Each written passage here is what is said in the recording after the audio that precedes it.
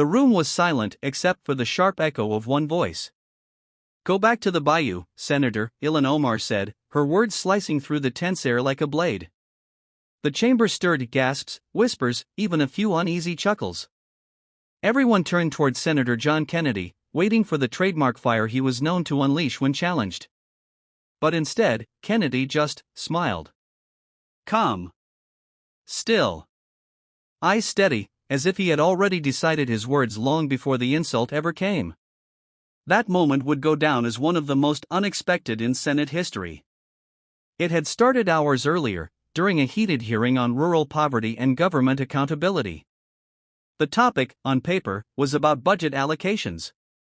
But beneath it ran something deeper: resentment, misunderstanding, and the invisible walls dividing America's urban and rural hearts.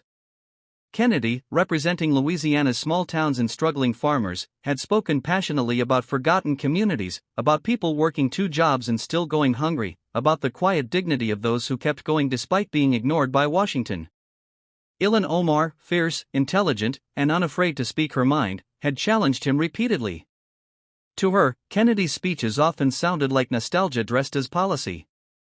She argued for change through innovation and urban reform. He countered with tradition and community rebuilding. The two had clashed before, but that day, something was different. Omar's patience wore thin.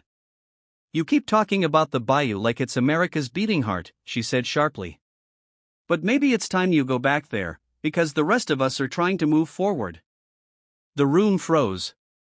It wasn't just what she said, it was the tone, the dismissiveness, the implication that his people, his roots, were relics of a bygone America. Cameras zoomed in. A few senators exchanged awkward glances. Kennedy didn't move. He didn't flinch.